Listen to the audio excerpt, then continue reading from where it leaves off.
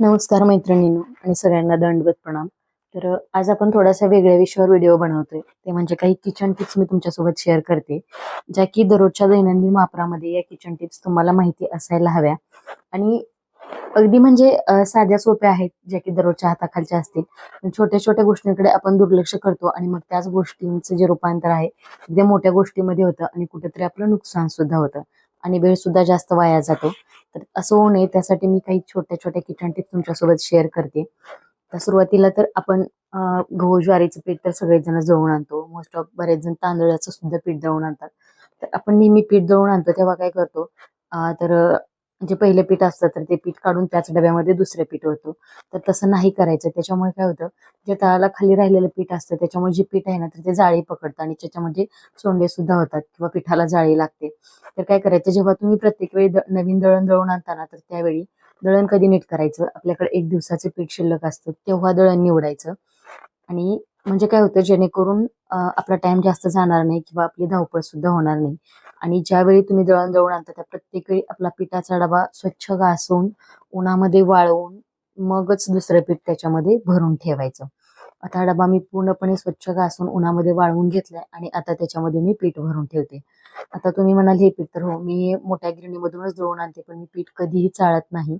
कारण चाळल्यानंतर त्यातला जो चोथा असतो, म्हणजे जे आपल्या शरीरासाठी पोषक असतं ते सगळं चोथ्यामध्ये निघून जातं. मी शक्यतो पीठ कधीच चाळून घेत नाही, कुठलंच चाळत नाही, गव्हाचं असो किंवा ज्वारीचं असो.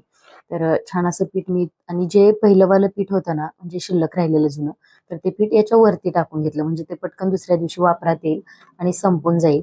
आणि असा एक चमचा एखाद्या पिठामध्ये खोचून ठेवायचा, म्हणजे पाण्याचा ओलसर हात पिठाला लागणार नाही आणि पीठ सुद्धा जास्त दिवस खराब होणार नाही म्हणून. आणि जेव्हा तुम्ही प्रत्येक वेळी दररोज पीठ घेता तर एका कोरड्या कपड्याने डबा पुसायचा आणि मग दररोजच्या दररोज तो ज्या त्या जागेवरती ठेवून द्यायचा. याने काय होतं, एकतर वरवर स्वच्छता जी आपण करतो ना त्याच्यामुळे एकदम डीप क्लिनिंग करायची गरज लागत नाही. घर सुद्धा नीटनेटकं राहतं, घरामध्ये झुरळ कमी होतात आणि दिसायला सुद्धा स्वच्छ आणि फ्रेश सुद्धा वाटतं. आता दुसरी किचन टिप्स अशी, हा ब्रेडचा पोडा आहे. आपण ह्याला किती जरी वेळा, आता ब्रेड तरी शिल्लक राहिलाय आपला, बरोबर, हा आता आज खाल्लाय म्हणजे हा आपण दुसऱ्या दिवशी वापरू शकतो, लगेच काही टाकून नाही देऊ शकत. हा जो ब्रेड आहे तो उरलेला फ्रीजमध्ये नाही ठेवायचा. फ्रीजमध्ये ठेवला तर तो वाळतो आहे, असाच वरती ठेवून द्या. रूम टेम्परेचरला काही प्रॉब्लेम नाहीये. पण जेव्हा तुम्ही याला असा पीळ मारताना तर तो पीळ काय होतो, लगेच सुटतो आणि त्याचं तोंड ओपन होतं.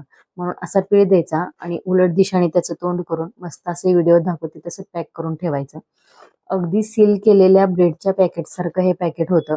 अजिबात त्याला लब्बर वगैरे लावायची गरज नाही आणि याच्यामध्ये किडामुंगी सुद्धा जाणार नाही. ही झाली आपली दुसरी टिप्स. आणि व्हिडिओ कसे वाटतात तुम्हाला नक्की सांगा बरं का. आणि हा बघा, असा ब्रेड तयार झाला. मी ते सांगितलं सुरुवातीला तुम्हाला, ज्या की छोट्या छोट्या गोष्टी असतात पण त्या आपल्या लक्षात येत नाहीयेत. आता तिसरी किचन टिप्स तुम्हाला मी सांगते. बऱ्यापैकी लोक असतात किंवा इव्हन मी असो किंवा सगळ्याच बायका असो, प्रत्येक वेळी हातानं फरशी पुसणं काही पॉसिबल होत नाहीये. त्यामुळे बरेच जण मॉप वापरतात. आता काही जण हा राऊंडवाला वापरतात, काही जण वापरतात तो हाताने पिळायचा असतो तो वापरतात.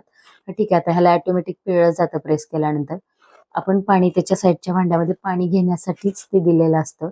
छान अशी मोपणी फरशी सुद्धा व्यवस्थित पुसली जाते बरं का, कानाकोपऱ्यापर्यंत जातो. पण जास्त जर रगडून पुसलं चांगलं तर हाताने पुसल्यासारखी सुद्धा फरशी निघते.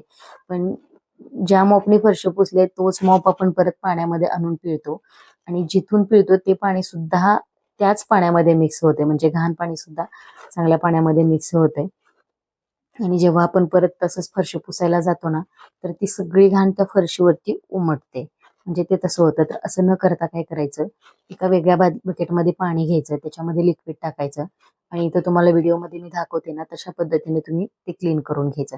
म्हणजे जेणेकरून काय होतं, फरशी पण व्यवस्थित पुसली जाते आणि जे फरशी पुसलेलं घाण मॉपचं पाणी आहे तर ते वेगळीकडे राहतं आणि जे चांगलं पाणी आहे ते वेगळीकडे राहतं.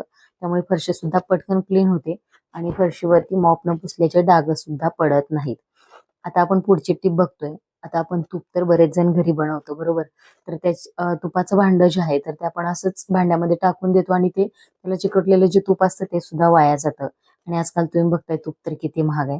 तर तसं न करता तुपाच्या भांड्यामध्ये पाणी टाकायचं, ते उकळवून घ्यायचं 5 मिनिटं आणि ते जे पाणी आहे तर ते गाळून तुम्ही इव्हन भातासाठी वापरू शकता किंवा मग आता मी इथे खीर बनवते त्याच्यासाठी वापरले. एकदम मऊसूत असा तो पदार्थ तयार होतो. आता आपली लास्ट टिप अशी आहे की आपण नेहमी काय करतो, किचनमध्ये जास्त वेळ असतो, स्वयंपाक बनवतो. आता इथं मी खवा बनवत होते. आता हे मिक्स करायला आपण एखादं पळी, उलटणं, चमचा काही ना काही आपल्या हातामध्ये असतं आणि कामाच्या गडबडीमध्ये आपण ते आहे असं किचनवरती सोडून देतो. तर त्याच्यामुळे काय होतं, आपली जी शेगडी आहे ना, तर ती जास्त खराब होते. म्हणजे त्याला क्लीन करण्यासाठी परत आपल्याला जास्त वेळ लागतो. तर तसं न करता दररोज स्वयंपाकाला सुरुवात करण्याच्या अगोदर अशी एखादी डिश घ्यायची, ती अशी दोन्ही शेगडींच्या मध्ये ठेवायची आणि जेव्हा आपण एखादं खराब झालेलं उलटणं किंवा पळी, चमचा काही असेल, तर ते छान असं त्या डिशमध्ये ठेवून द्यायचं. जेणेकरून काय होतं, आपला क्लिनिंगचा वेळ वाचतो, दिसायला सुद्धा व्यवस्थित दिसतं आणि आपल्याला सुद्धा स्वयंपाक करायला तितकंच फ्रेश वाटतं. तर अशीच नवनवीन व्हिडिओ पाहण्यासाठी आपल्या चॅनलला